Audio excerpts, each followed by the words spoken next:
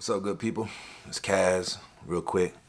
I wanted to touch base with everybody. This is something that I typically don't do, but I feel like it's critical. I'm in a situation right now where, for the last 6 months or so, I've been working with my colleagues, contemporaries in the field. I'm an educator for the last 25 years. I work in mentoring. I work with marginalized populations, foster youth, kids on probation, homeless, kids involved with gangs, travel the country and provide services. I'm an executive director of an organization in Los Angeles as well that works within public school settings. For the last 25 years, as I mentioned, I've been working with the youth.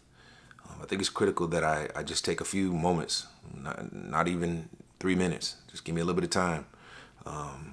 If you're an individual that works with youth, I think we are in an unprecedented season. This pandemic situation, initially, it was just inconvenient. It just became a problem for a lot of adults, being remote, having issues with work, this and that and the third. The vaccine came out, all that.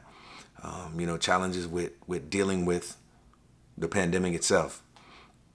But I'll tell you right now, I've been interacting with my colleagues and my contemporaries from all over the country. The Northeast, the Southeast, the Midwest, the Northwest, the Southwest, the Central states in the United States, the Deep South. It's been a different time. What we're seeing across the board is that the young students, whether it be elementary, middle school, high school, they're having issues with self-regulation in terms of their behavior, their response to stressful issues, their interaction with one another. They are dealing with stress in a way that's a little different. It's a little more violent. It's a little bit more short-tempered in terms of their response to triggering mechanisms. There's a lot going on in schools. There's fights at a rate that's probably unprecedented. I might keep using that word unprecedented because it's true. My generation, your generation, for those of you that are 30 and up, we've never been through something like this. What these young folks are experiencing is a new dynamic. And I truly, truly, truly wanted to just touch base with anybody who's listening that has and plays a role within the life of a young person, as a mentor, a parent, a mother, a father, a big brother, big sister, a teacher, a youth counselor, whatever it may be. If you're in the life of a young person, pay attention. Pay attention. They're dealing with something that we have never dealt with.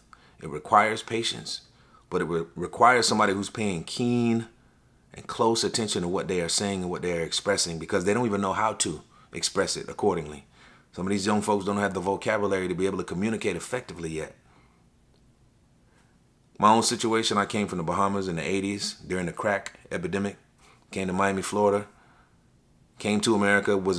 There was not a father figure present in my life at the time. My mother got married later on in life. I love my stepfather. He's my dad.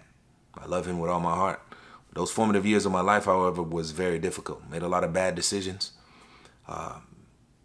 Did things that I regret because I didn't have proper guidance. I didn't have the outlets in communities of color. It's not common for people to have counselors to deal with trauma, to deal with grief, to deal with depression, to deal with frustration, to deal with all these other issues. So me as a kid, I made bad choices. I'm saying to you right now, if you're in the life of a child, if you do something similar to what I do, if you have any type of, and it doesn't have to be professional involvement with a young person, take time. Pay attention to what these young people are saying. Be patient. Be very patient. I see a lot of adults around me, teachers, leaders of schools in some situations, are losing their patience with the young people. It's a different day. It is a different day. And I'm telling you right now, there's something going on, especially within communities of color, but not just communities of color. It's happening on the side of town with the more affluent populations of students as well. Self-regulation is an issue right now. Behavioral tendencies have shifted to some degree. I don't know what it is. Psychological, emotional, whatever it is. There's a lot going on. Pay attention. And so I don't want to take too much more of your time. Like I said, I typically don't do this type of a video.